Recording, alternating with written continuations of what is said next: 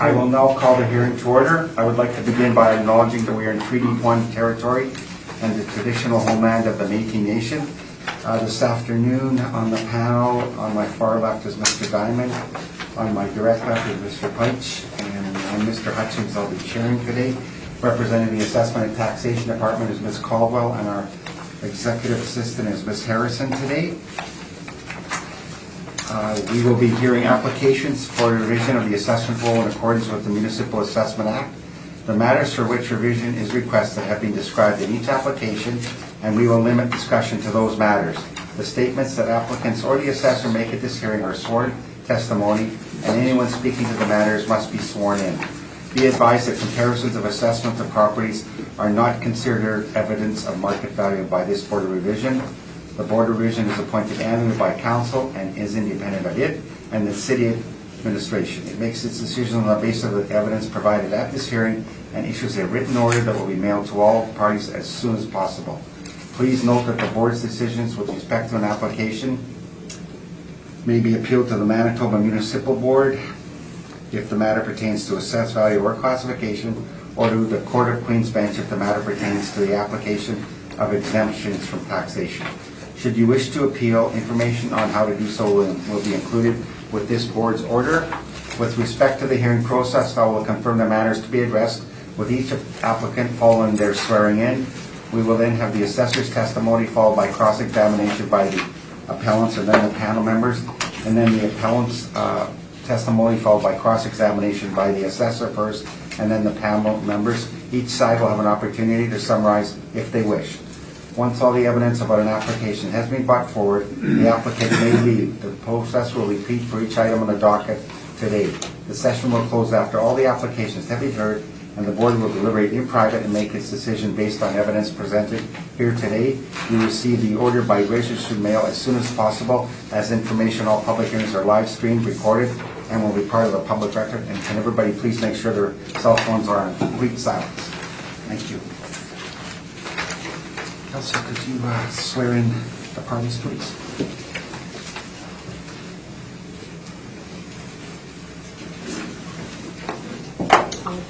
Could you please state your name? Tricia Caldwell. And do you affirm to tell the truth, the whole truth, and nothing but the truth? I do. Thank you.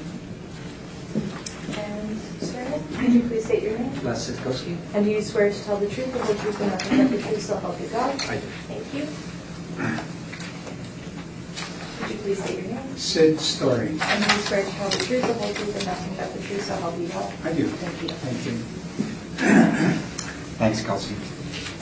Good afternoon, Mr. Story, Mr. Sitkowski, and Ms. Caldwell. Good afternoon, Mr. Chair. First property on the docket is 585 Camille Sis Street, and we're dealing with a 2020 realty assessment, but we do have a preliminary matter. The assessor is requesting burden of proof be placed on the applicant for non-cooperation.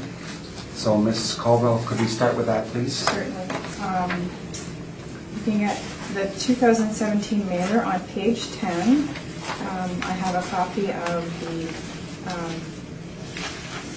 certified envelope as well as the tracking with signature, followed by the blank certified mailer.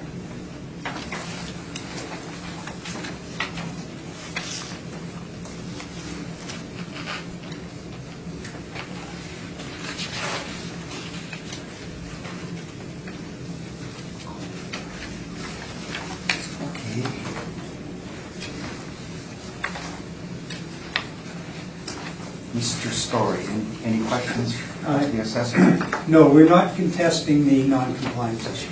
Oh, okay. Okay.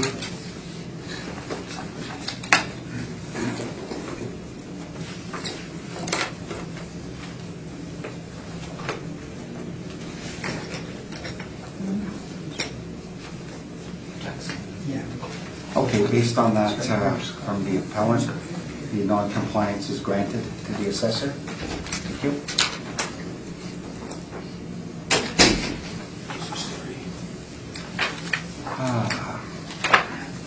So I guess that puts Mr. Sitkowski first, doesn't it? Well, I'll be... Oh, sorry, Sid. Okay, yeah. So you proceed, please, Sid. Yes, and this is a unique situation. I'll just respond to it as if it were rebuttal evidence. You know, Sid, would you mind reading out the roll number? Normally the assessor Sure. would, but just for Unless the it's just record. trying to get me my glasses. Oh, okay. Thank you. And the address and everything. Yes. The roll number is 06-0531-10500. The address is 585 Camille Sys, S-Y-S, Street. And the assessment is $9 million.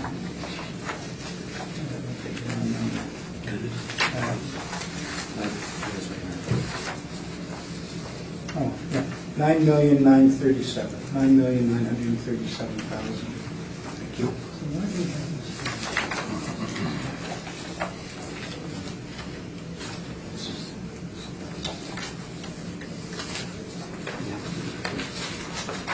Yeah. Oh, and the vacancy. That's what it is, okay. Okay, thank you, sir. Let me just present? Yes. Okay. So this, again, this is a very unique property with some very unique situations. And it was, pass that around. The key, what causes some of these problems with non-compliance and possibly with the valuation is there are two buildings that built on one title. One of them, and I've just passed out the pictures for you. It's in our, these pictures are in our brief, but this is a little bit colored, so it's a little bit bad. Trying to give you the quick background on this. So here, so on the left side, which is west side of the property, is Paramount Mechanical.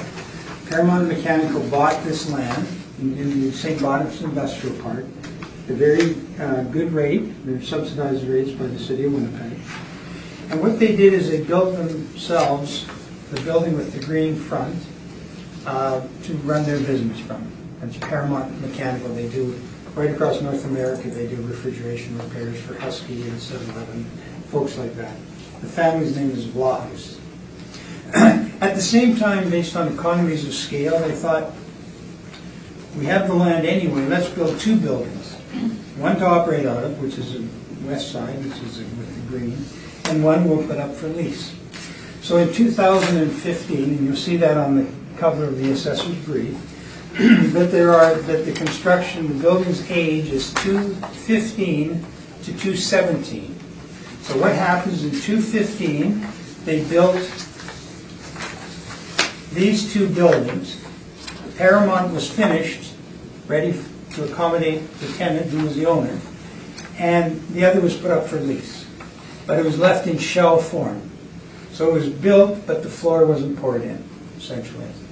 So they ended up getting a lease finally on this. They had advertised it for 2-3 years. They got a lease that started in May of 2018, right after the reference date, coincidentally, with FedEx. And FedEx have gone in there and they've converted the building with an advance, with an inducement from the owner. They've created a suburban office, essentially. It's not a flex warehouse anymore, it's an office. But it's FedEx. So the two, we have the owner owns and operates the land and buildings.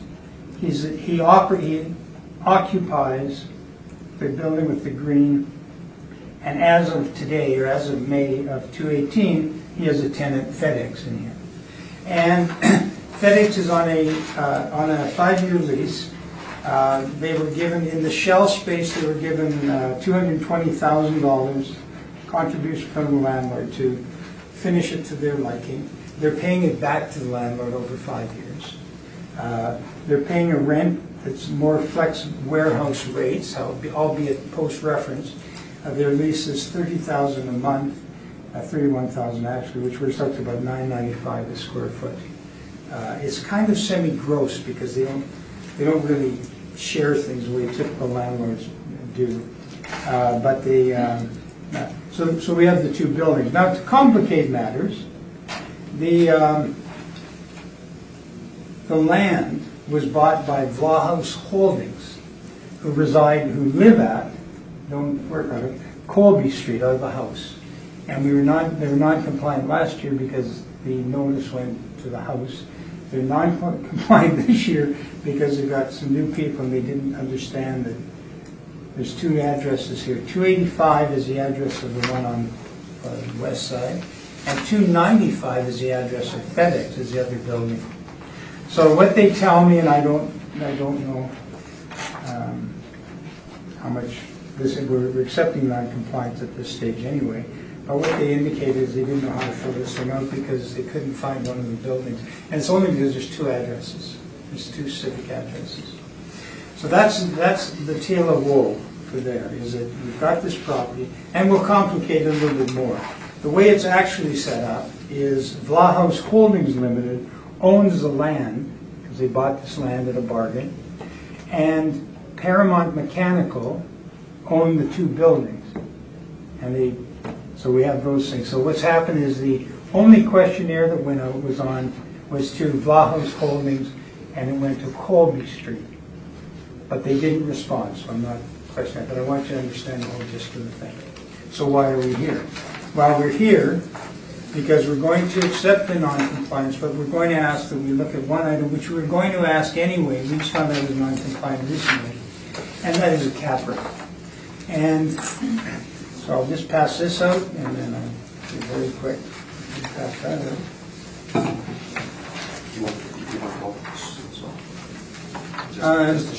Yeah, well, we're going to be anyway. Yeah, let's and then all the comments all. And then where's this? I have only one copy. How many have you got those? They're all here. There's lots. Sorry, Jim. These will help because these are comment all for all the. It's a rebuttal for this property, but can you just comment for all? Okay, are we good enough? I think so. Yes.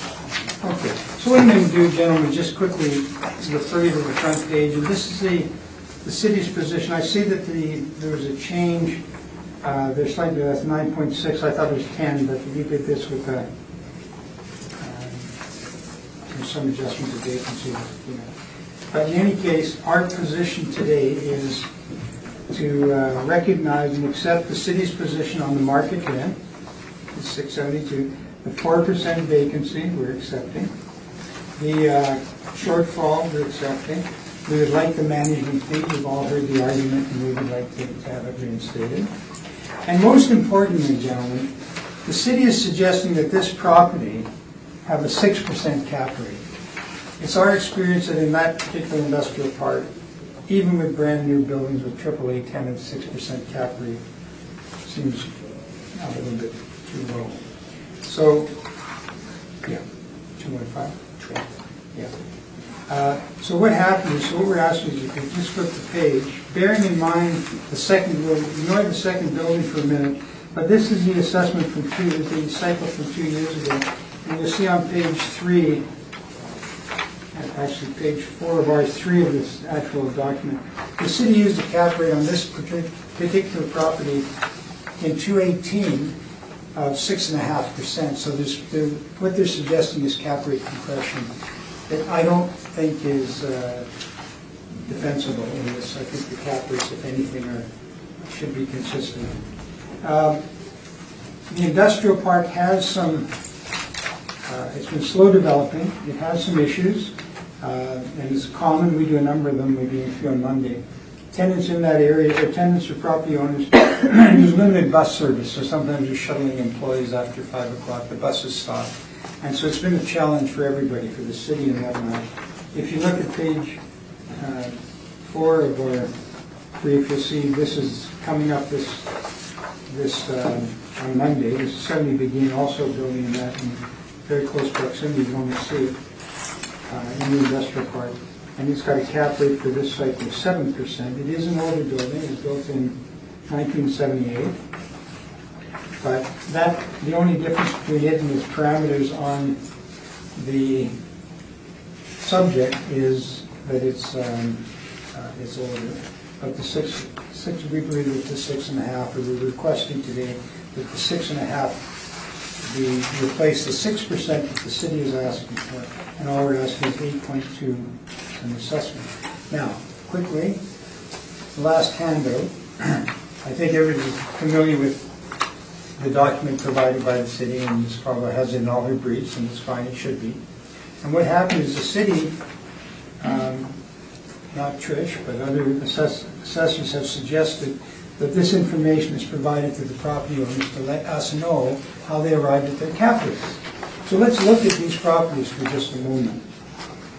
First one is Park Lane Avenue, and there's some dispute as to whether or not that's a bona fide sale, and we'll talk about that in a minute. The next one is 295 Watt Street, and I don't get this because you'll see in our brief there's a substantial number of sales. But 255 Watt Street is a video seller. It's on page 4 of our brief, and it's even classified as a store. It's not an industrial property, so it shouldn't be in the industrial cap rate study, and hopefully it's not one of the inputs that the city uses to develop the cap rates. Having said that, the cap rate on Watt Street is 8%. When I look at that building, it's a store. It's in an industry that's fast becoming obsolete. 8% to me looks too low. However, it's 8%. And then the other one is Debates. And Debates, if you flip through, you'll see it's very similar. It's an industrial property, not dissimilar to what we're dealing with here. Except older, of course. And Debates is on page 7, 333 Debates. You can see that's a typical. It's got 2 different ceiling heights, the office space at the front. It's an industrial property. And that particular property has a cap rate of 7.44%. The bottom one, 1100 Waverly, everybody I think is familiar, it's a very big property. Interestingly enough, it's 15% is exempted in that. It has an Aboriginal education facility, so they're exempted from taxes. And I think that, I know we do a lot of exempt properties out west, mostly in Calgary area, and there's a bit of a distortion in valuation because people think that the exemption stays with the building and it doesn't. It stays with the tenant. If the tenant is exemptions not. So I don't think that's a typical true value sale, so I think that would be thrown out. However, even if you accept these, which is 4.97 on the one with the exempt space and 5.8 on the, if you add them all together, 6.5% it averages, interestingly enough. But the two that you would probably use if you're looking at something to compare to the subject, and all of these, most of the ones you're going to hear from Mr. Skowski later today are older industrial properties. And they're very similar to what you're seeing here on Watt and Debates. But those two are 8 and 7.4. So to ask 6.5 I don't think is inappropriate. I won't bore you much longer, but I would request that the city will agree to not contest the non-compliance issue at this time. We might do by municipal board. There is some confusion on the owner's part because when we had the hearing last year, the reason that they were non-compliant is it had gone to the wrong address, and they were of the opinion that they think they sent the letter to the department redirecting it. However, the tax bills are still going to Colby Street as well, so that's why we're not contesting. But I would ask that we reduce the assessment, all knowing that this is 1 year deferral anyway, $8,201,000, and it's asking that 6.5 is more appropriate than 6%. I have other evidence here at Colliers that show that there's no cap rate compression from 16 to 18, particularly in the industrial properties. And two other things have affected our friends at St. Boniface Industrial Park. One of the biggest ones is Centerport and Brookside. So now there's a whole new raft of competition for them that are handier to the airports, handier to Centerport Way. It's going to make it tougher, I think. And it's been slow developing. There's some of these football fields between the various buildings. So 6.5 I don't think is inappropriate. And that's my presentation. Thank you. Thank you, Mr. Story.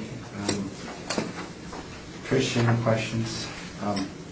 Actually, I have a question before we start. So this rebuttal, what you've done is submitted as rebuttal evidence a complete reworking of your original.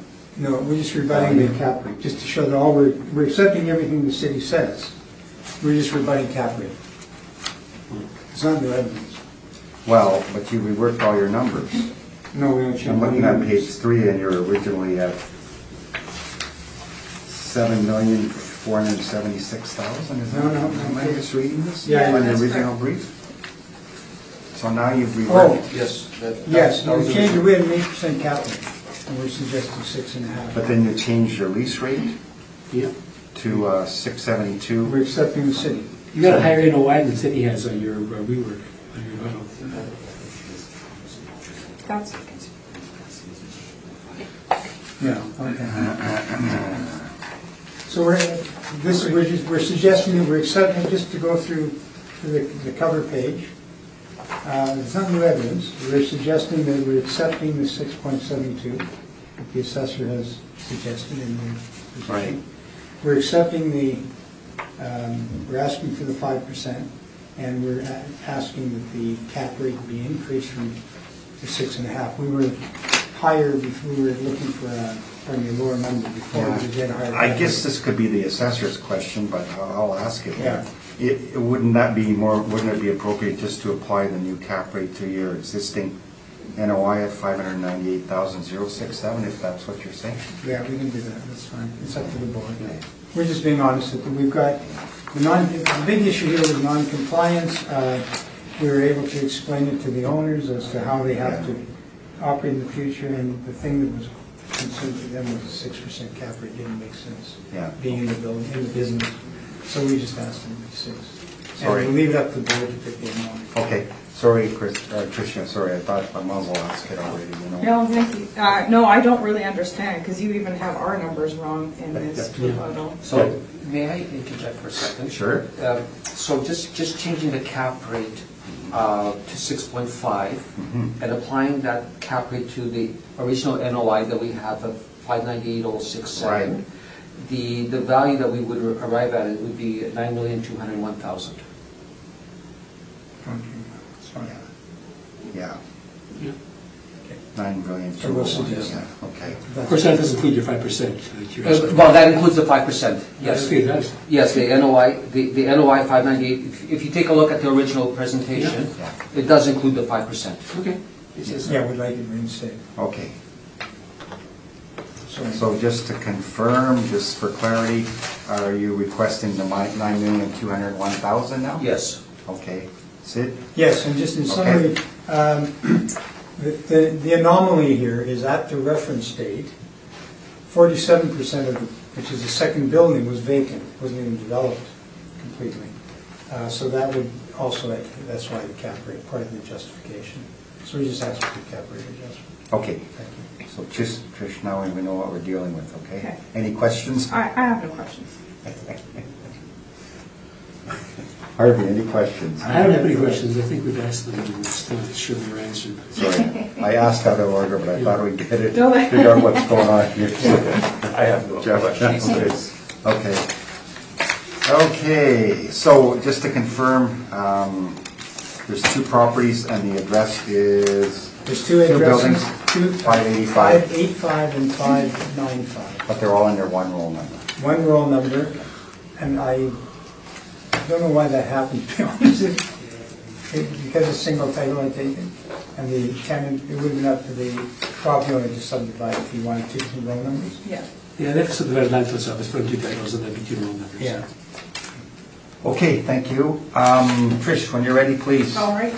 So, Mr. Chairman, I was just wondering if it's possible, maybe just to get rid of the ones that there will be recommendations on first. Well, we're this one yet, because city has not expressed their argument yet.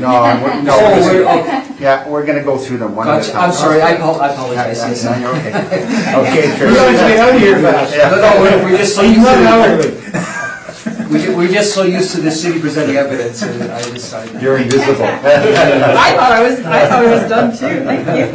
Well, you can be. Yeah. No way. Yeah. I'll just go through Yeah. brief then. Okay. Do I have to read? Should I read the roll number again? I think Sid's already entered all that. Yeah. Thank you. Okay, for the 2020 roll year for 585 Camille Sis, we have a value of $9,937,000. This is a 6% increase over the previous assessment. It consists of 2 buildings built in 2015 and 2017 with wall heights of 31 feet. It's zoned M2 and has a land to plan area of 3.91. On the page 2, you'll see it was a sale that was for land only before the improvements were built. And you can see some exterior photos of the property. And on the 4th page, I have some overhead shots of the property. So on page 5, we have our cap rate chart.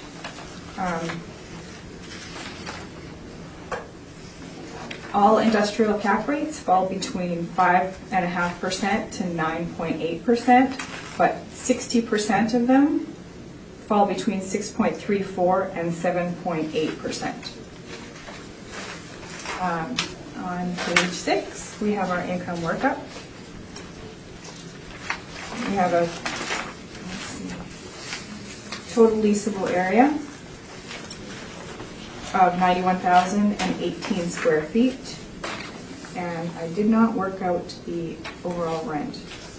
$6.95, I believe. Thank you. With an overall rent of $6.95. Yeah, you're right. We have vacancy loss of 2.5%, which we take our vacancy through our income and expense mailers, gathering market information, and it varies by market regions. In that region, it's 2.5%. For expenses, we have 2%. We have a shortfall rate of $3.75, cap rate of 6%, bringing us to our value of $9,937,000. And on the following page, I have some rent comparables. On comparables, I was looking for higher wall heights in the area. There's not very many with 31-foot wall heights, so this is a very good wall height for an industrial building. Rents in the area range from $6.58 and $8.15, with the average being $7.70. So for our subject property has a good wall height, and it's a brand new build. Yeah, I think that's it. So based on that evidence, we ask the board to confirm our value today. Okay. Thank you, Mr. Chair. Thank you. Thank you. Sid, any questions? A couple of quick questions, sir. Is the department aware that one of the buildings was vacant at the reference date? I just learned that. Yeah. So it wasn't considered in the valuation? It was not. Okay. And also, you obviously haven't been at the building because one of the buildings doesn't have a 30-foot ceiling anymore. The mechanical building put in a 15-foot mezzanine, the whole back end. Have you visited the site? No, I have not. Okay. So buildings with 30 feet, there's some demand, and when there's demand, it's wonderful. They took away some of their own because it's for their own use. They put in a mezzanine virtually the entire back end of the first building. They don't, FedEx goes right up to the roof, this one doesn't. So it's just to indicate that. But it's important when you're thinking about looking at the building. And then in terms of cap rates, you've used the Bates.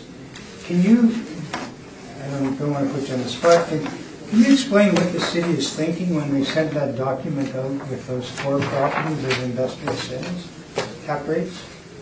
It was just, can I explain? I did not do it. I was not part of that. But you must have heard about it. I mean, the village selling, why is it listed as there's been lots of industrial sales. We have them in all our briefs. Why did they pick this? Well, they wanted to show cap rates that fall within our industrial cap rates. So they weren't going to put, I mean, we have plenty of cap rates that are over those, like sales, or below that. So they wanted to show in the range of But do you believe that these are indicative of the industrial properties that sold in Winnipeg in the last 2 years prior to the reference date, that these are reflective of them? I have This one, even the city, you categorize this as a store. It's a video rental place on Watt Street. no. Where would you park your semi-trailer? So you don't know how they came to those numbers? No. Thank you. Sorry. Those are my questions. Thank you. Harvey, any questions? I don't have any questions anymore. Jeff? I have to, I'll just ask one, maybe. Page 17. Piggybacking on Sid's question, that's just a sampling of cap rates. Would that be Yes. accurate to say? Yeah. Okay. And I have no questions either. Any requirement for summary, Mr. Story? No, just the tenant wants to, or the property owner wants to cooperate. There is confusion over the outright compliance issue, and he's taking responsibility for that. Okay. Mr. Chairman, I was wondering if I could... Oh, of course, I can. Go ahead. Sure. So one of our arguments, of course, is to the reinstallment of the 5% non-recoverable expenses. And so we have a whole file full of orders by the Board of Revision that have reinstalled the 5% were non-recoverable expenses. So I don't know if you want copies of this, but every time I bring this in, the panel doesn't require or does not want these decisions. No, I mean, we've all been involved in the Yeah. appeals where, and we've all got experience with. I With was, yes, I Plus the understand fact, that. Yeah. plus the fact Board of Revision hearings are not binding on us because it's Yeah. us. No, I understand that, but in order to be consistent, we feel that... If it was from the Yeah. municipal branch, then that'd be another story. Yes. I understand that. And so, so this... And we recognize that if Trish wanted to bring in decisions, she could bring a much bigger pile than we have access to. So Absolutely. because we're all waiting, It's not both ways. yeah, we're all waiting for that. And of course, this argument is going to be consistent throughout this hearing. So we're asking for the reinstallment of 5%. Okay. So I'm not going to mention this one more time, I just wanted to Thank you. mention this at the beginning. Yeah, Thank you. noted. Thank you. Thank you, Kanye. Okay. Having heard all that, that concludes 585 Camille Street. Good. I'll do it. I'll get some. Okay, you're coming. Oh, well, we'll talk. Okay. Next property on the docket is... Yeah, or I got asked, maybe last week. Again, Mr. Chairman, I was wondering if we could hear those properties where there'll be wrecks. Can we hear those first? Or does it not, or should we just go by in order? Does it have to be No. here? No, I'm only allowed to sit for an hour, so I won't be here. Oh, okay. No, we'll go through them one at a Okay, time, that's as we hit them, okay? Okay. Thank you. The assessor will notify us that there's a wreck, or you will, and we'll deal with it accordingly. Okay. Okay. All right, next property on the docket is 960 Powell Avenue.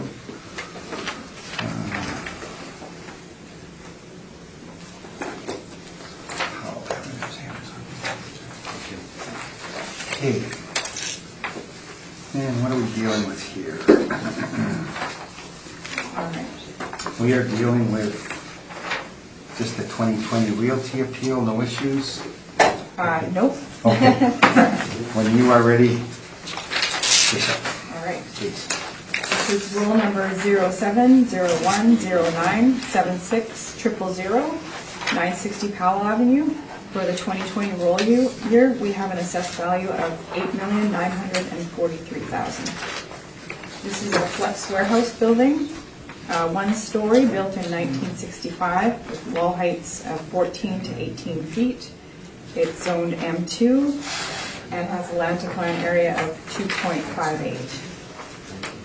If you turn to page 2, you'll see that there was a sale just before the reference date of April 1st, 2018,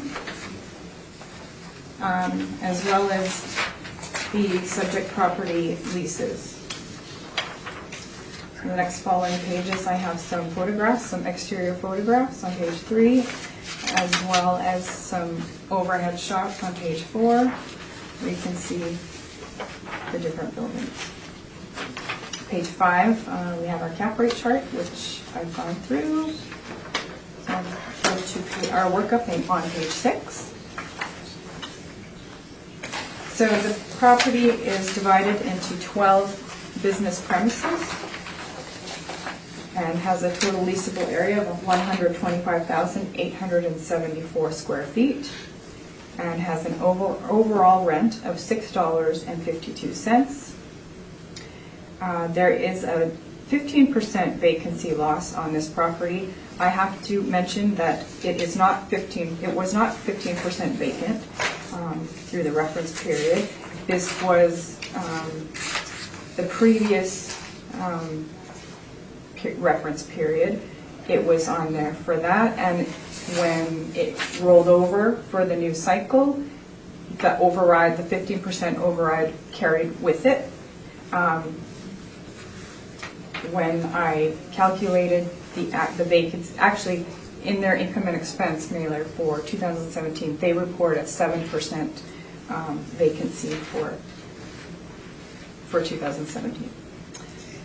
We have expenses at 2%, $3.75 for shortfall, a 7% capitalization rate, bringing us to our value of $8,943,000.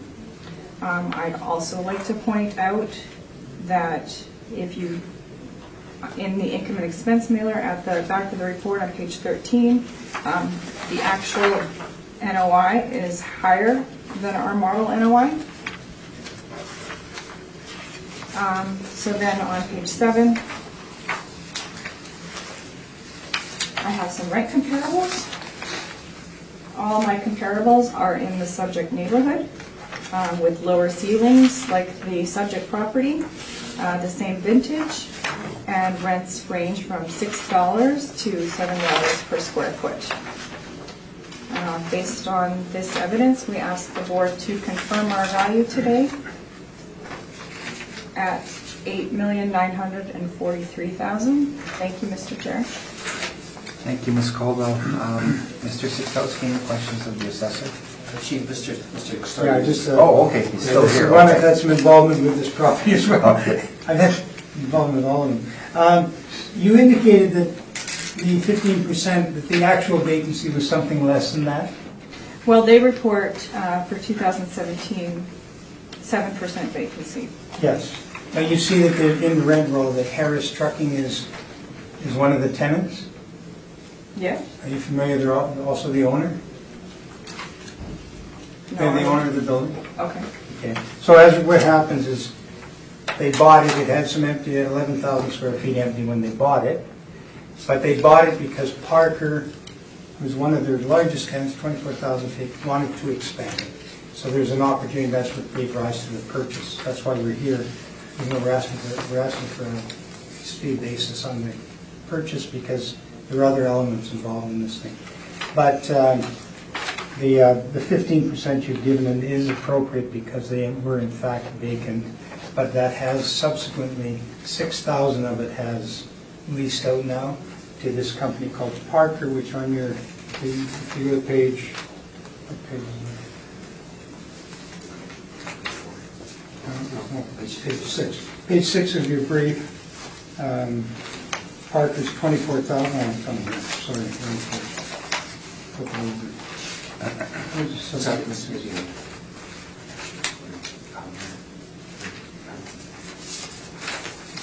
Let me show you. Yeah, Parker, if you go to, oh, that's right, it's, I'm sorry, just one second.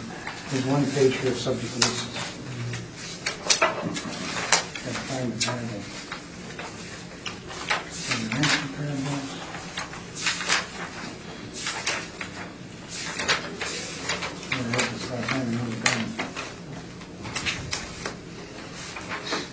So in any case, it's 24,000. Parker is a company. They've been a tenant for about 3 years in that building, and they were looking at expanding. There was some vacant space. But So how they calculated that in when they bought it. And they're in the interim until they got tenants, and Harris Trucking, this is how they've grown to over 30 industrial buildings in the last 15 years, because they can use these buildings for their own, integrated into the trucking business, which they've done here. So, so I just wanted to bring that up, that there is in fact, the vacancy is not unreasonable. Okay, any other questions? Yes, I have a couple of questions. So, I'm a little bit confused with respect to the actual area that that you show on your brief. On page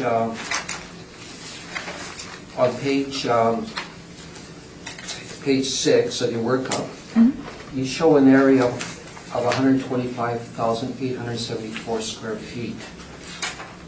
And do you know that that differs from the area that's shown on my properties? When you look up my properties, there's a discrepancy of about 3,000 square feet. So I'm just wondering how you arrive at that area.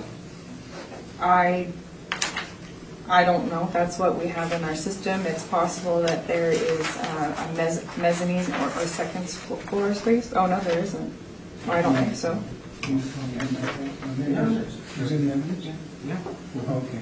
So you're not sure how you arrive at the value or at that area? No. So, no, I don't know.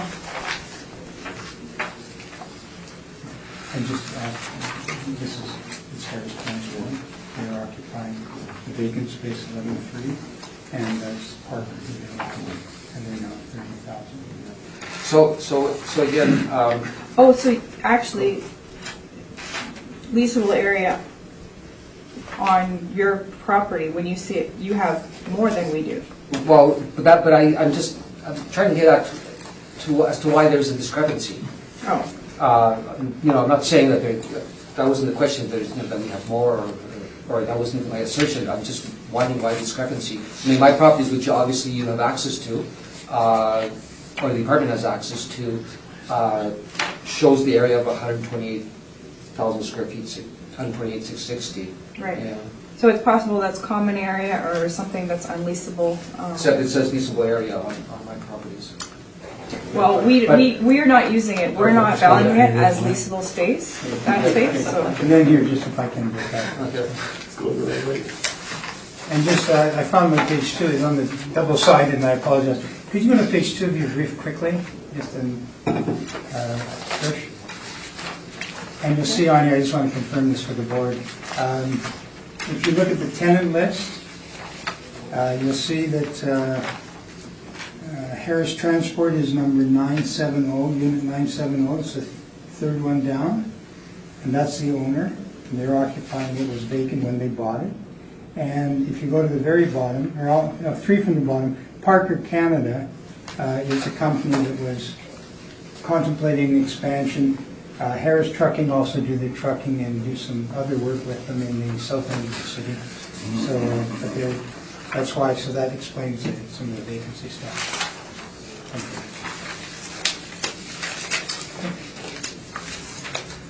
Okay, any other questions? That's good. Should be it for now. Thank you. Harvey, any questions of the assessor? Yeah, just a couple. So there was a sale right around the valuation date for just slightly more than the assessed value at, I think, first 2018, I see? Correct, yes. And it's a bona fide sales price, you know? Well, I did title searches and Yeah. company searches, and I can't see anything, any related parties. Okay. So- Well, Mr. Story will let us know if it is. Okay. Okay.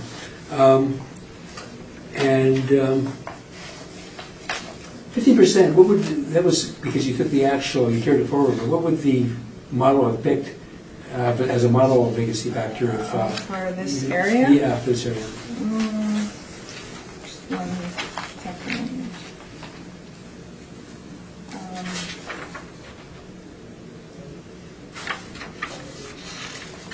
I think it's 3.5%. 2.5, so Yeah. they got something higher than that factor. But not in spite of that fact, you still gave them model everything else. Yes. Yeah. And They reported an NOI that's significantly higher than what the city's model indicates. Yes. Okay, Yeah. thank you. Thanks, Harvey. Jeff, any questions? My questions have been answered. Thank you. Thank you, and I have no questions either. Mr. Story and Mr. Sitkowski, when you're ready, please. Thank you. So I'd like to refer the panel and Ms. Caldwell to page 3 of our brief. And we're going to be contesting 3 parameters. And the first one is the actual rent, the market rent. And in our opinion, the market rent for this type of property is $5.17 per square foot. And that is based on on page, if you take a look at our page 16, sorry, not page 16, but page 17. We show market rents throughout, and you note that the average rent for all of these properties is $5.17 a square foot. The properties that are probably closer to this type of property are the properties highlighted in blue, and the average of those, the average rent of those properties is $4.15 a square foot. However, we decided to remain with the $5.17 a square foot. And of course, the other argument is the reinstatement of the non-recoverable expenses, which we talked about already, and we're asking for the 5% to be reinstalled. And our final argument is with respect to the capitalization rate, and we're asking for an 8% cap rate. And there are a couple of factors, but the main factor is the age of the building. This building is built in 1966, and so it's 56 years old. So we're asking for that cap rate to be increased from 7% to 8%. And if you take a look at our cap rate study on page 16, you'll note that we have a whole list of properties that have sold, and the average cap rate for all of the properties is 8.29. The properties that are, however, highlighted in blue are properties that are in close proximity to the subject property, and the average is 7.7%. But because this building is 56 years old, we feel that it's near the end or at the end of its economic life cycle. We feel that an 8% cap rate is most warranted for this type of building. So, based on those parameters, the $5.17 per square foot, the $5 for non-reinstatement of $5, and the capitalization rate of 8%, we're asking for the value to be reduced to $5,668,000. Now, even though there is some discrepancy with respect to the area of this building, we're going with the area of 126,660, which is the area noted in my properties. And page 7 to 11 just shows you pictures of this particular property. Yeah, and the ceiling height, as you note that the ceiling height is anywhere from 14 to 18 feet. It's an older building. If you take a look at page 8, you'll notice that all of the tenancies or all the addresses, they're almost identical. Page 9 shows the docking areas in the rear, and same with page 10, and also page 11. So now, one more item I'd like to mention is that if you take a look at page 4 of the assessor's brief, the aerial photo, you'll note that if we look at the lower photo, I mean we could look at both photos, but the subject property is located at the bottom of that picture, and there's another property which is on the adjoining street, But the area in the land in the middle is used by both properties for the trucks to be able to get in and out and turn around. So it's more or less shared area that both of these properties use. So even though you know the land to building ratio is, well, it's still fairly low. It's 2.58. Our argument is that because it is a back loading area is shared with the other property, the land to building ratio probably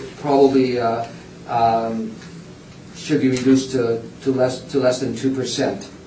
So again, for those reasons, the age, the land to building ratio, the shared parking and area in the back, we're asking that the cap rate be 8%, and we're asking for the value to be reduced to $5,668,000. Thank you. Thank you.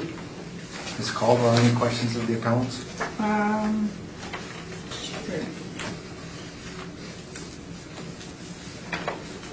Okay, I'm just going to have a couple questions on your rent comparables on page 17. First, you have the ones highlighted in blue, and those are the ones you are putting more weight on. Is that? It's just to give you an idea of what buildings in that size range are renting for. So, for example, if you look at 1450 Mountain, the average lease rate is $5 per square foot for a building that's over 138,000 square feet, and so on and so forth. So the subject property is 128,000 square feet, just over 128. So the highlighted ones show the rent of buildings in that range, in that area range.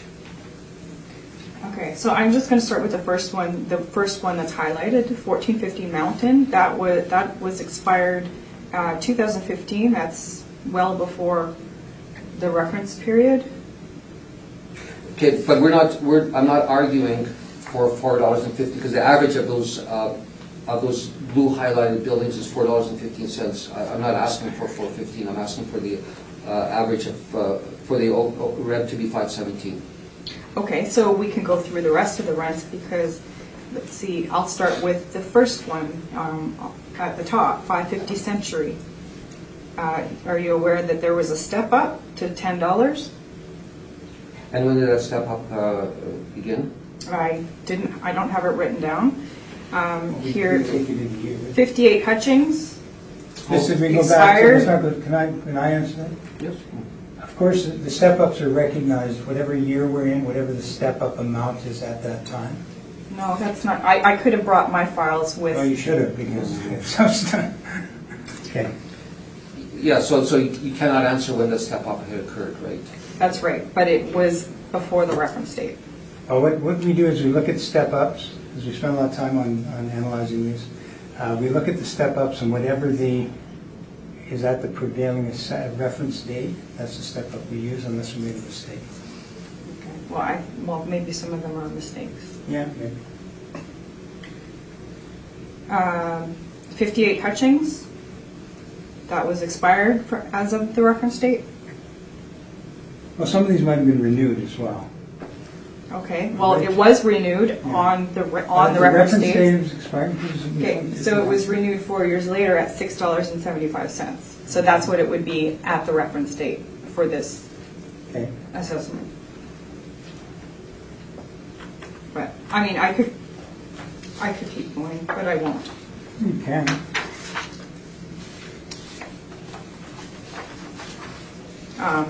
Even the rents that they are getting at the subject property are greater than $5.17. But we're looking at market rents. Is that correct? We're looking at not just the rents that they were getting on this particular property. We're looking at the overall rate, the market rents, and I believe that's what you were suggesting. Right. You're looking at your market and models. Right. Okay. So, what is the company that manages this property? Yeah, Artist REIT. Yeah. It's a big property management company. You don't believe that they would have market rents? Of course they have market rents. What do you mean, are you saying use the actual rents? No, but I think Sorry, you that, said are they get as much as they can possibly get for property. Is that what you, I don't get your question. Are they getting you're market asking rents? lower than market rent, I believe. That's, Well, that's not what the evidence suggests. No, what we're here, this is supposed to be done by mass appraisal. You're supposed to look at lake property. That's back to the argument that you're going to make at the end. Like, this is not questioning for standards. Their market, that's what they can get. And they're very aggressive marketing people full-time. so your cap rate study on page 16. Do you have any sales that took place in the reference period?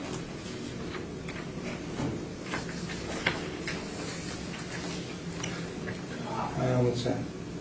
2015, 2016. No, the only ones No, that we show. 16, we don't have 17. Those are all my questions. Thank you. Thank you. Harvey, any questions? Okay, well, speaking of cap rate, this building sold right just before the valuation date at basically what it's a little bit less than it was assessed for. Correct. So does that not show market? No, it's motivated market. Hang on, does that also show capitalization? Because Of course, yeah. obviously they bought it for a cap rate. Building. Which, hello, excuse me, Oh, sorry. let me finish. Yeah. Okay, I'll ask the question, you can answer it. Okay.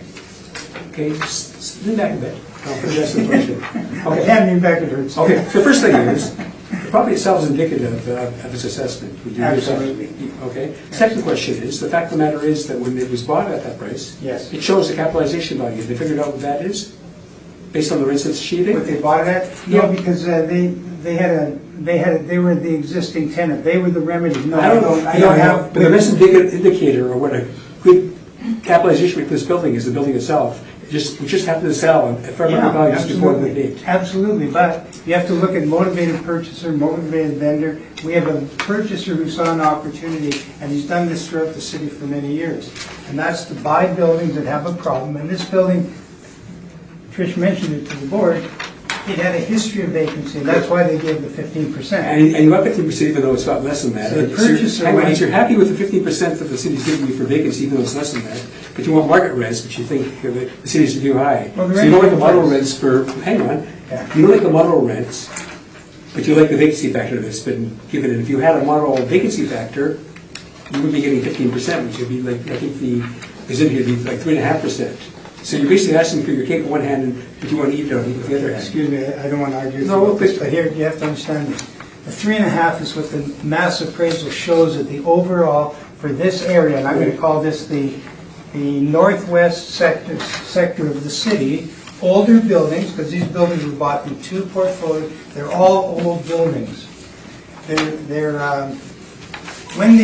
When Harris Transport bought this building, they bought it for two reasons. One is they can immediately solve the main problem, which is that it's had a vacancy, history of vacancy.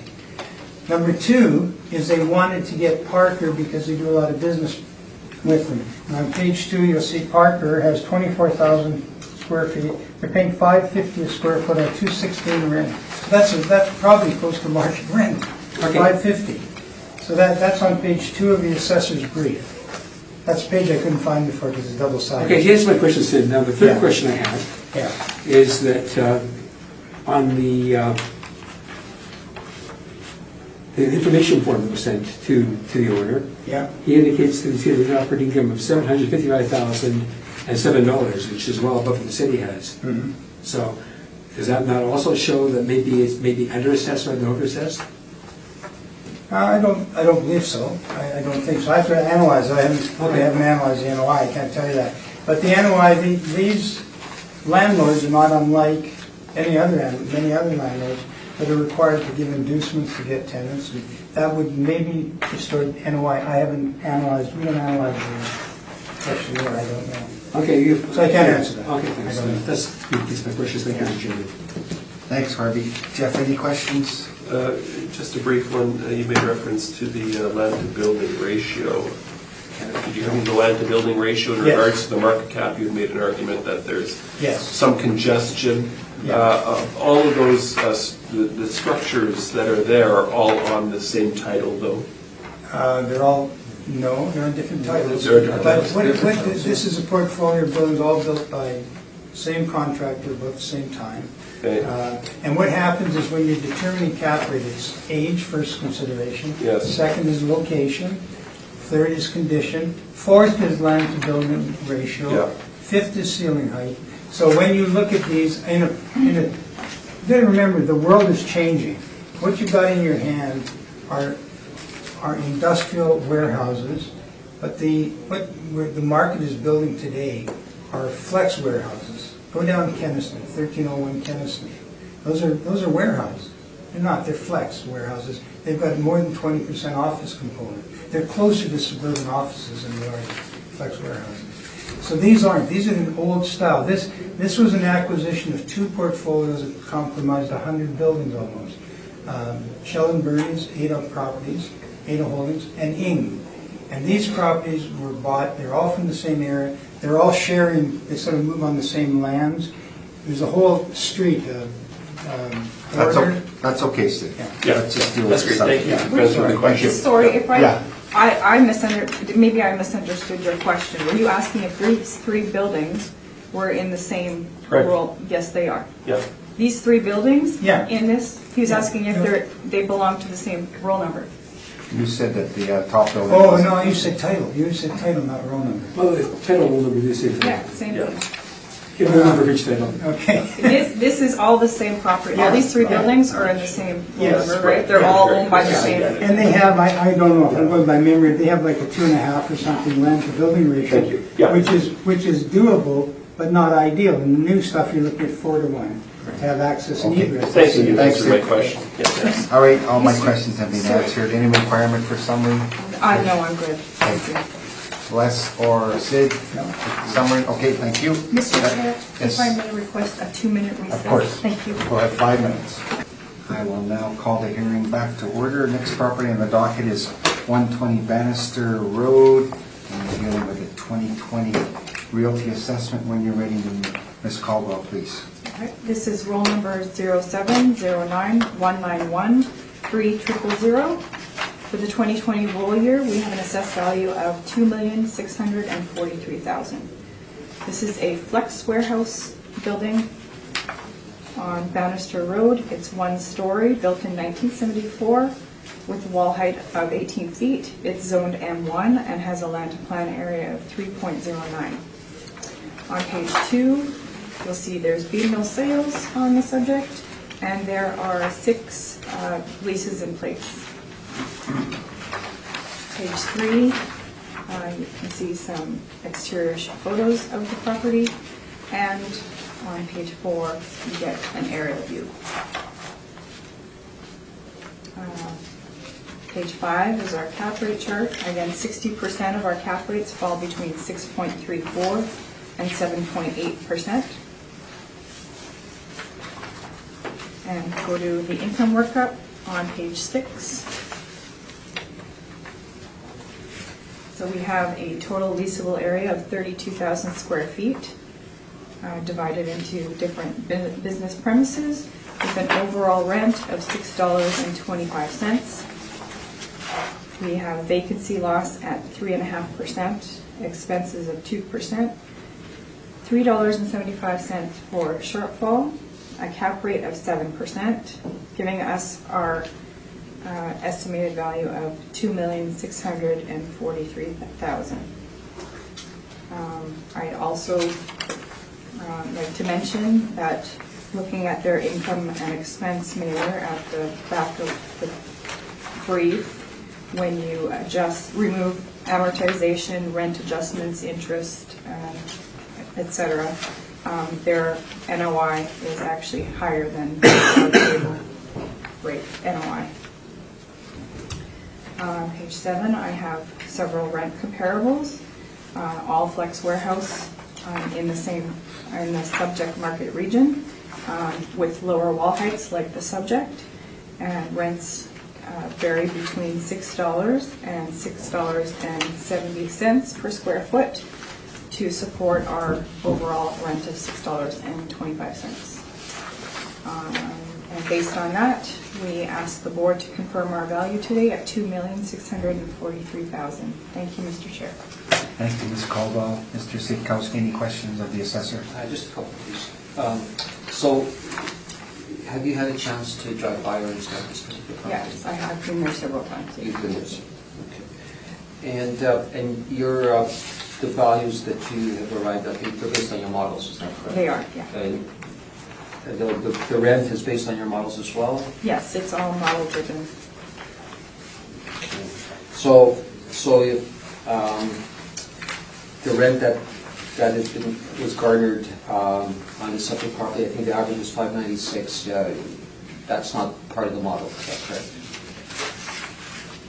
The actual rent in place? Yeah, the actual rent.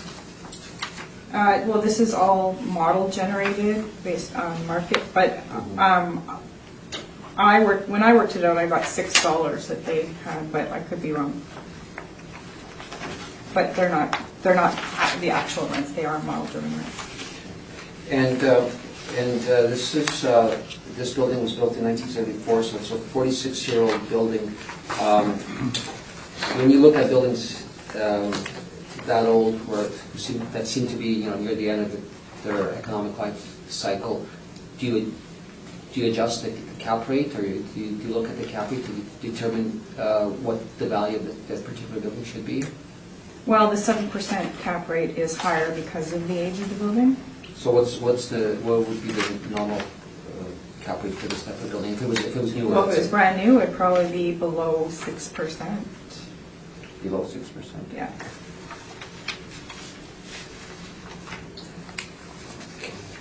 So in short, just to reconfirm, it's all model driven. Yes. All right, those are my questions. Thank you, Wes. Hardly any questions? I don't have any questions, thank you. No. Okay, thank you. And I have none either. Wes, when you're ready, please. Yeah, so I'd like to refer to page 3 of our presentation, and it's model driven as well. And so we're using a rate of $5.17 a square foot. So again, it's model driven based on our analysis that's on page 16. Shows the rents for these types of properties, and as I said, we're using about $5.17. If you look at page 16, I've highlighted in blue properties that are similar in size to the subject, and the average works out to close to $5 a square foot. We feel, however, that $5.17 should be probably more appropriate. We're also asking for the reinstallment of the 5% on capital expenses, and in this particular instance, we're asking for a 7.5% cap rate. And again, it's we feel that cap rate is more appropriate because of the age of the building. And if you take a look at page 15 of our presentation, it refers to our cap rate study, and the average of the cap rate study is over 8%. The average of those properties that are highlighted in blue is almost 7.7%. We feel, however, a 7.5% cap rate would be more appropriate. Also wanted to point out that on page 17 is a board revision order from 2018, which reduced the assessed value of the subject property to $2,169,000. However, based on the parameters that I just spoke about, we're asking for the property to be assessed at $1,924,000 based on all those parameters. Thank you. Thank you, Mr. Sitkowski. Tricia, any questions of us? Just 1 second. You say your rent is model driven. Is that just the average of your Well, rent? that's our model, yeah. I mean, it's market rent. Okay. So do you take into account what area the property is in, or is it 517 across the board for all properties in the city? Well, in this particular instance, we feel that the area is not as good, for example, as when using when you look at Inkster Park, or we look at Keewatin Street or other streets with high traffic, or like I said, Inkster Park, which is built particularly for industrial type of properties. This is bit out of the way. If you take a look at your map of page 9, you'll notice that it's near the cemetery, so it's quite out of the way from high traffic areas and from areas like Inkster Park. Okay. Those are all my questions. Thank you. Thank you. Jeff, any questions? Yeah, I'm sorry, I'm not familiar with the subject property. Which of your comps then are closest to the subject property? Rent comps or rent comps? Yeah, sorry, the rent comps. Well, what I've done is, like, if you take a look at page 16, Yeah. I've highlighted the ones in blue that are similar in size to Yes. the subject. And the average rent for those 4 is just shy of $5 a square foot. The average rent of all of the properties that are on this page is $5.17 a square foot. In terms of location, which are closer? Well, Inkster, for example, the second one is Closer Mountain. There are no properties that are, at least I don't see any properties that are very close to the subject property. Border would be not too far away.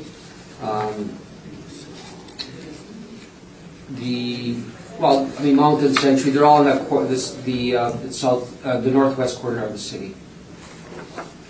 So Century, Inkster, Mountain, Inkster, Hutchins, King Edward, Border. And I'm sorry, I may have missed it. You stated that your rents were modeled? Well, they're based on the market rents here, yes. The market rents? Yeah. No other questions? Thank you.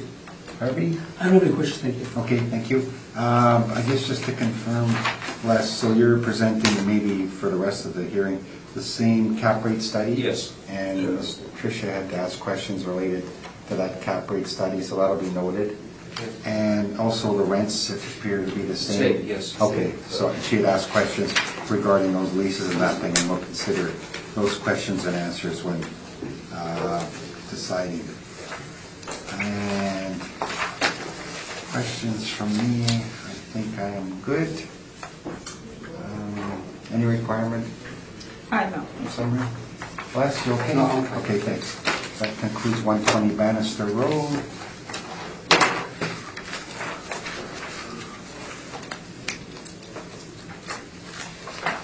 Next property on the docket is 1325 Border Street. 1326. 1326. And no preliminary issues dealing with the 2020 realty assessment. On this one, I do have a recommendation. Okay, if you could read the roll into record, please, Tricia, and just highlight why you made the Certainly, recommendation. yes. Thanks. This is roll number 07-010-118500. For the 2020 roll year, we have an assessed value of $1,059,000. What I'm going to get you to do is turn to the workup on page 6.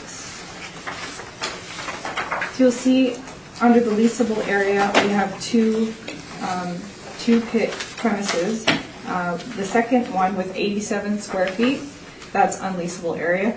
I removed that. And so we now have a leasable area of 14,912 square feet.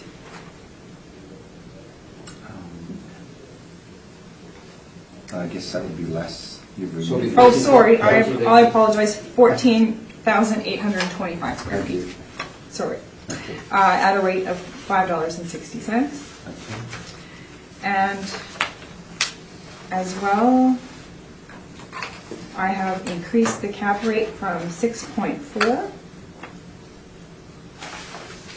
to 7.1%. Okay. Could I get the revised NOI? The revised NOI. I actually have copies, if you would like, of the workup. Oh, perfect, okay. Okay. Get that, please. Did you get one already, Mr. Sikowski? Yes, I did. Okay. I'll keep one for myself and give those to you. Thank you.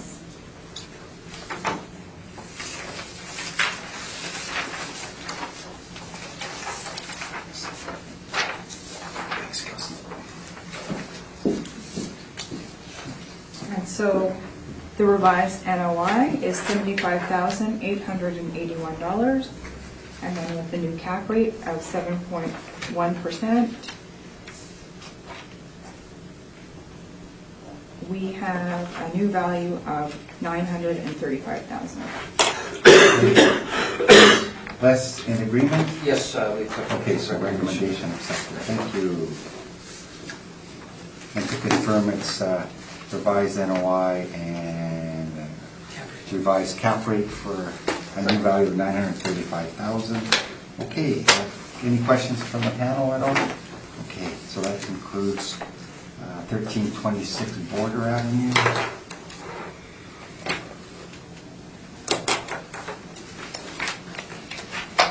Next property is 220 Salto Crescent. And we're dealing with a 2020 realty assessment. No issues, just 2020 realty value. Ms. Caldwell, when you're ready, please. Okay. This is roll number 0708-126-5600. For the 2020 roll year, we have an assessed value of $2,512,000. This is a 9% increase over the previous assessment, which is below the 15% average industrial increase.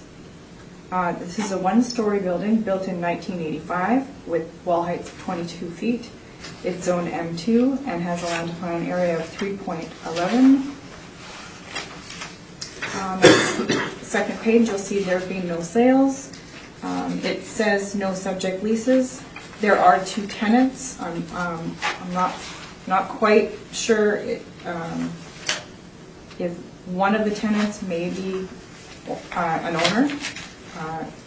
I'm not sure, maybe the applicant knows more about that than I do. So you'll see some photographs on page 3, some exterior and overview shots. On page 4, again, we have our cap rate chart.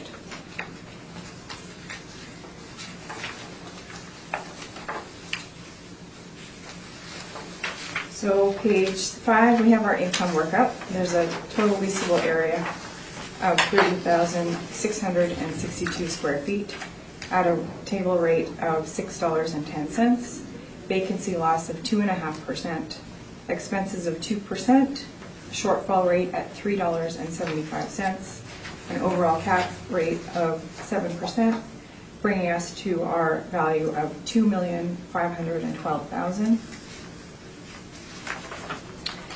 And on the following page 6, I have some rent comparables. So all comparables are similar in size, with wall heights of 22 feet or lower. Rents range between $5.50 and $6.58, with the average being $6.13 and the median at $6.22 to support our table rate of $6.10. I believe that's all. I did include at the back, the property it's advertised for lease currently. There is a tenant in there already. It's being leased by KTEL International. I don't know if it doesn't appear from the mailer that their lease is ending. It looks like an open-ended lease, but perhaps they're moving and they're advertising. So that, and then on the previous, see, there's 2 tenants. We only have Oh, no, sorry, never mind. I'm getting ahead of myself. Thank you, Mr. Chair, that's all I have. Thank you, Trish. Les, any questions of the assessor? Yeah, so this property is located, if you take a look at page 8,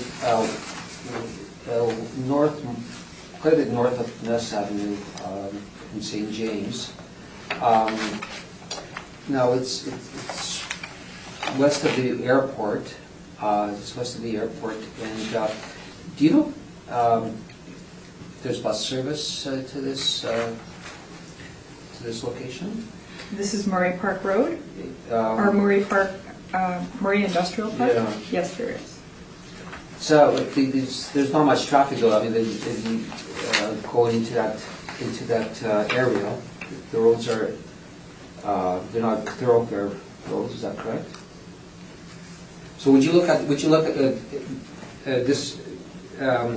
at the I guess adjusting cap rate because of the location of this property?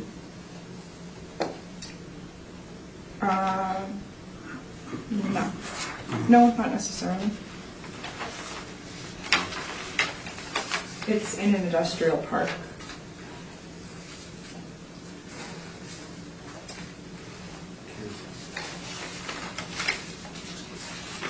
All right, those, and then this is all model driven again. It is, yes. It's all model driven.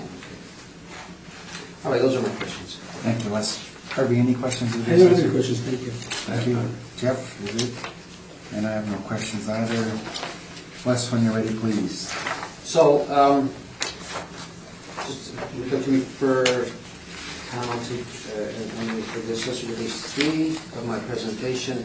And again, the same arguments as in the past. The installment of the 5% non-recoverable, and we're going to use $5.17, which is, in our opinion, the market rent for this type of property. We feel that a cap rate of 7.25% would be more appropriate for a couple of reasons. The age of the building is a 35-year-old building, and we believe that the location is inferior to, for example, industrial park or areas where there are high traffic rates like Keewatin or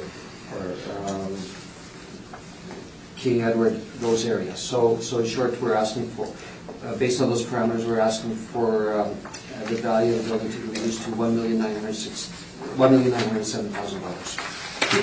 Thank you. Chris, any questions? I just have one question. On your page 3, your workup, you have a vacancy rate of 3.5%. Oh, apologize, that's an error.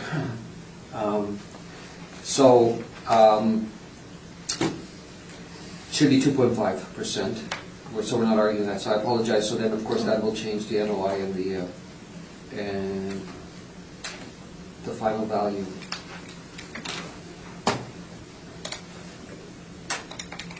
So I'm thinking it'll be closer to just over $2 million. Would you mind working it out for us, Les? Give me an exact amount, please.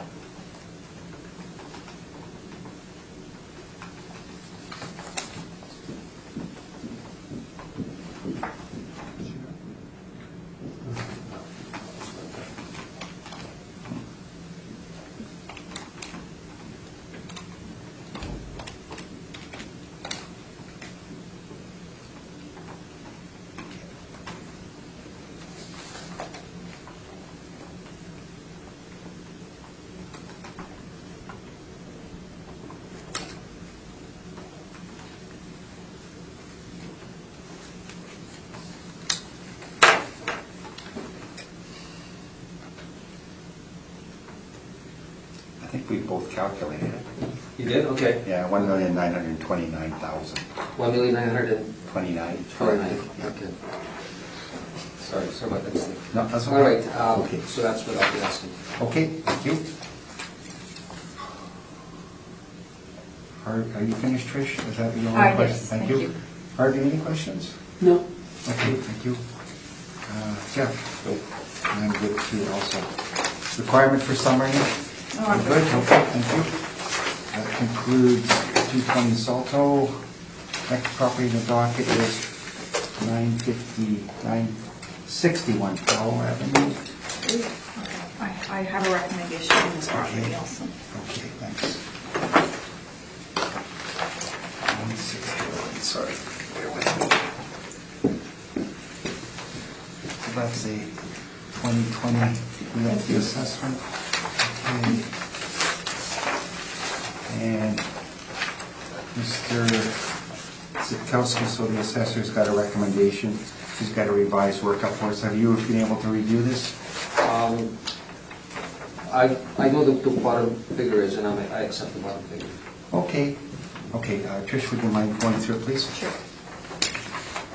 This is roll number 0711061000. For the 2020 roll year, we have an assessed value of $5,386,000, and my recommendation is for an increase to the cap rate from 7% to 8.4%. for a new value of $4,489,000.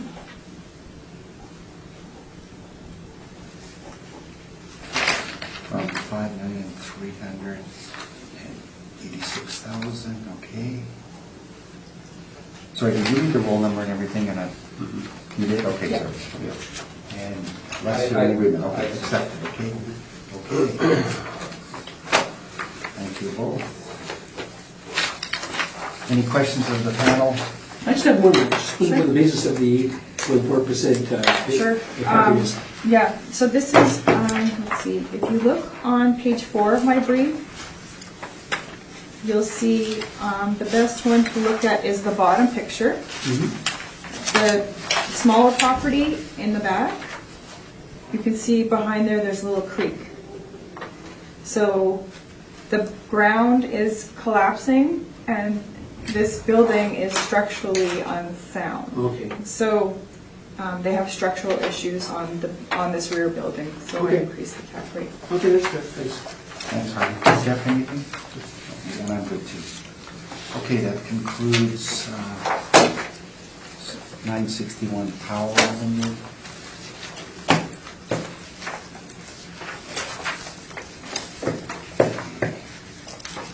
Next property is 25 Dawson Road North. And I have a recommendation for this as well.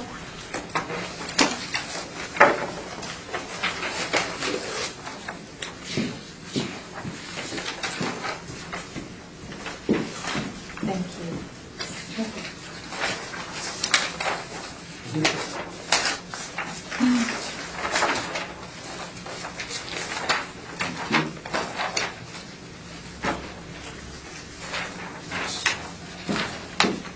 And Mr. Zitkowski, you're aware of this recommendation? Yes, I am. And are you in agreement? Yes, I am. Okay, accepted, thank you. Ms. Caldwell, when you're ready, please. Sure. Roll number 0605153600, 25 Dawson Road North. For the 2020 roll year, we have an assessed value of $820,000. So my recommendation is, if you look at the workup that we just handed out, you'll see we initially had an overall rate of $5.88. So I reduced the rent to $5.49. That is based on the unheated 3,500 square feet premise. And the other thing on the 2020 original one, if you look down towards the bottom, there's a land value of $140,000. This was based on some additional land. However, The land is to the rear of the building. It cannot be subdivided, so we've taken that off. Okay. So that then gives us our new value of $633,000. All right. Thank you very much. And Mr. Sikowski, you're in agreement at $633,000. Any questions from the panel? Are you good, Jeff? I'm good also. That concludes 25 Dawson Road North.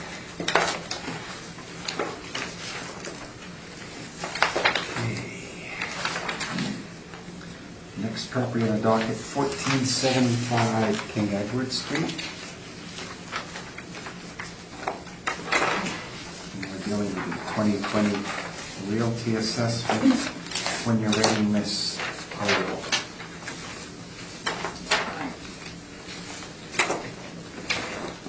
Roll number 0701103900. For the 2020 roll year, we have an assessed value of $430,000. Pardon me. This is a one-story building built in 1961 with 14-foot wall heights. Is zoned M2 and has a land to plan area of 4.146. Page 2, you'll see there was a sale in 2007. This was a multi-roll sale. And there's one subject property lease in place for $10 per square foot. Page 3, we have our cap rate chart. Again, 60% of our cap rates fall between 6.34 and 7.8%. And turning to page 4, we have the income workup. This is a model-driven workup. There's 46,000 square feet of leasable area at $6.62. We have vacancy loss at 4%, 2% for expenses, $3.75 rate for shortfall, and a cap rate of 6.5%, giving us our value of $430,000.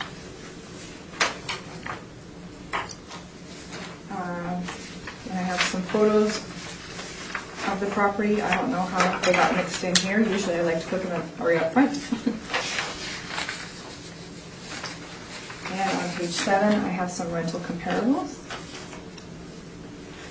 All comparables are in the subject neighborhood, similar size, similar vintage, with lower wall heights like the subject property, with rents between $6.13 and $9 per square foot to support our table rate of $6.62.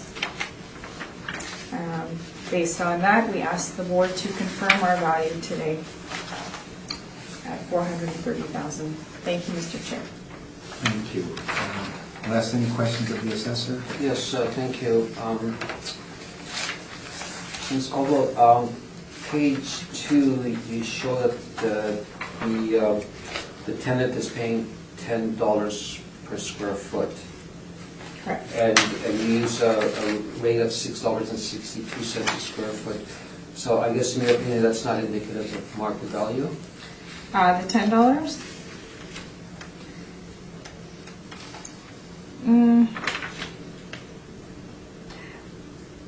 I'm not sure. I would assume since you're not putting much weight on that. I'm not. I mean, Do you know the history of this particular tenancy?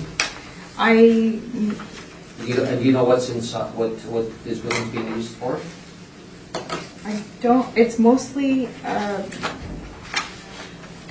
No, I don't. No, I don't. I don't know the tenant. I know it's. No. This is, I think, probably the oldest building that we've had on this docket. It was the 1961 building. So based on that age, it's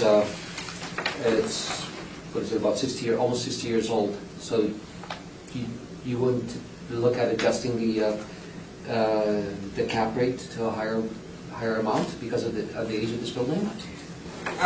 Well, our model does adjust cap rate based on age, and in this age range, that's the cap rate applied.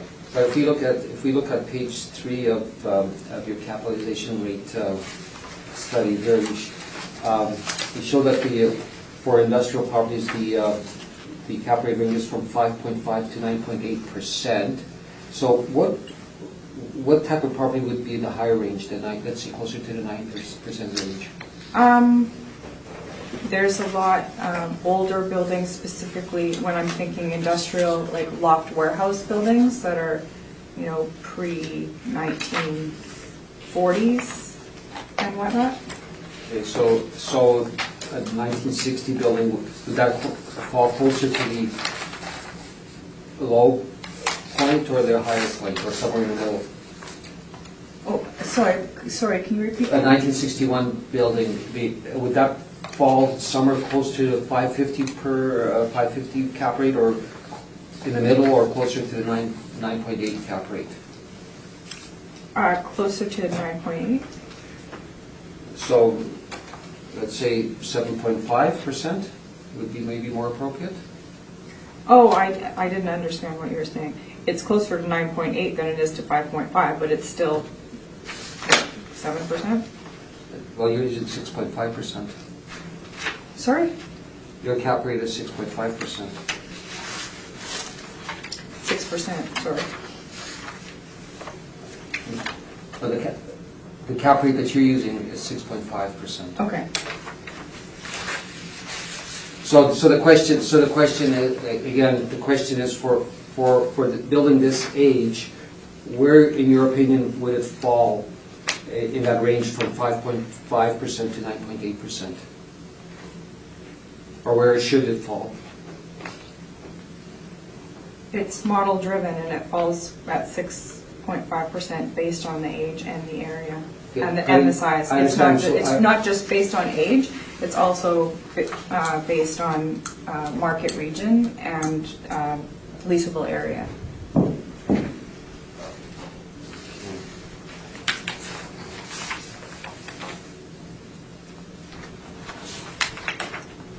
It's again, if it were a larger building, then it would probably have a greater cap rate. However, there's less risk with a very small building like this. And so so this is a warehouse, a storage warehouse. This is designated as a storage warehouse. It's kind of more office than storage warehouse. But on page 4, it shows here that it's storage warehouse type of building. Yeah, that's what we have it classed at.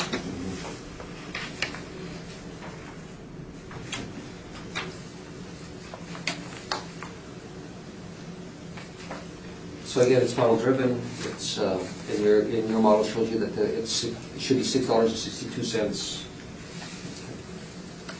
All right, thank you. Those are my questions. Thank you. Jeff, any questions of the assessor? Harvey? I too think that 7% is probably a more appropriate cap rate for the age of the building. Like Mr. Kosky is indicating. Is that your question? So my question is, I guess. A loaded one. How do I run? Yeah. I can't. You know what? It is model driven. Yeah, I know. It is. You spit by the computer a bit. Just seems from. Okay. Again. Okay. I guess, Mike, you don't seem to know anything about the lease, like is it arm's length, or maybe Les knows more about it, but. I'm not sure. I know it's up for lease again. Yeah, and it's, the I&E's there at $10, yeah. Yeah, it's at Anyway, $10. okay, we'll find out from Les. Thank you. That's all my question. Thank you. It's also up for lease for greater than the current lease Okay. right now. Post reference. Yeah. Okay. All right. Les, when you're ready, please. Thank you. So this particular building is rented by an indigenous tribe, and the actually Norway House Cree Nation rents this particular building, and it uses it as It's kind of a medical clinic. What it does is that, it reaches people that come from the north, go here and, get some medical assistance if they require it. And so they were given, when the tenancy began, they were given $80,000 in TIs, tenant inducements. And it's unfortunately for the owner of the building, the tenancy is expired, and they just releasing it for another month, and the owner is having difficulty re-renting this particular building. So, hence I was asking about this particular rent of $10 per square foot. It is. That's what the Cree Nation is paying, but they had a lot of inducements, and it's for a shorter term period. And as I said, it expired, and I'm sorry, I apologize. It expired, but they re-rented it for another month or so. So that's more or less the history of this particular building. As we had talked about, it's a very old building. In my opinion, it's very close to its economic lifespan. So in order to attract new tenants, the owner would have to invest a lot of capital into this particular building. So what we're asking for again is the same. We're using the same lease rate of $5.17, which in our opinion is the market rent, and we're not going to go through that argument or expand on that argument. We're asking for the reinstallment of 5% recoverable expenses, and in this particular instance, we're asking for the cap rate to be 7.5%, indication of the age of the building. Okay. And I should also point out to you that in 2018, the board ordered a reduction. So if you take a look at page 4. Page 16, the reduction was to $355,000. We feel, however, that a more appropriate value is $274,000, mainly because the lease now has expired. The owner is having difficulty releasing this property, and so based on all those factors, we feel that a more appropriate value is $274,000. Okay. Thank you. Thank you. Trish, any questions?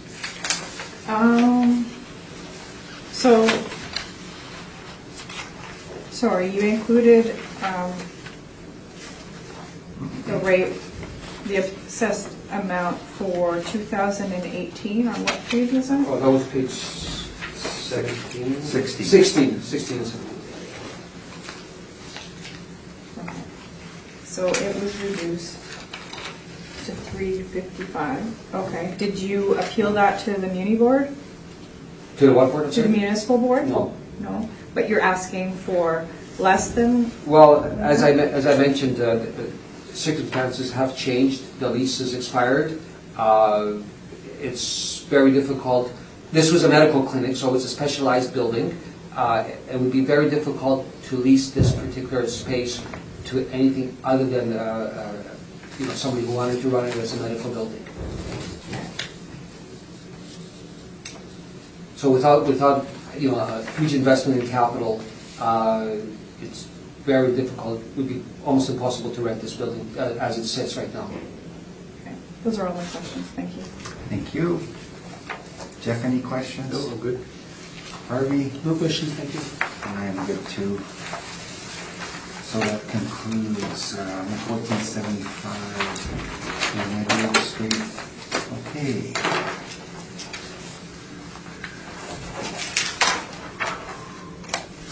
So the last property in the docket is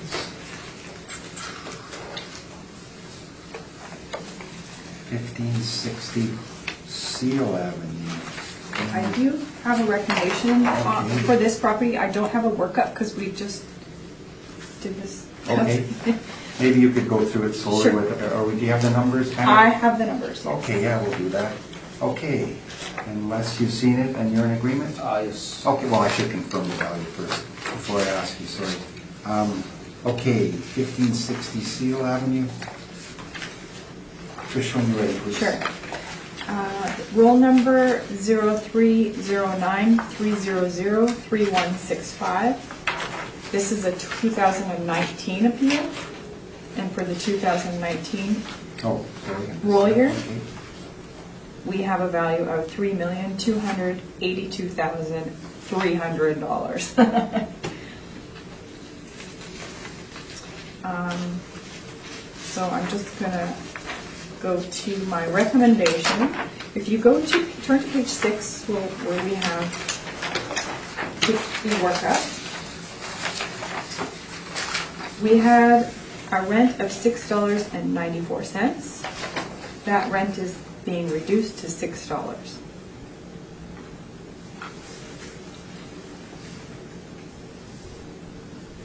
That is going to give a net operating income of $204,863. And the capitalization rate, which says 7%, but that was wrong. It should have read 7.25. However, I am increasing that to 7.5. And the total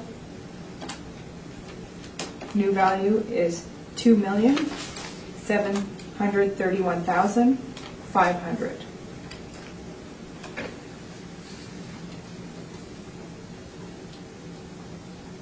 Would we round that to 2,732,000? Please. Okay. All right. Sorry, rounding what else? Rounded upwards because it's over 500. $2,732,000. 32,000. Yeah. Yeah. So just to confirm, you've adjusted the rent to $6 a square foot. Yes. You've revised the cap rate to 7.5%. NOI is 204,863. New value is, in the recommendation, is $2,732,000. And this is a 2019 appeal. Yes. As a result of a SUP. It was, yeah. Okay. Unless you are in agreement? Yes, sir. Okay, thank you very much. Any questions from the panel?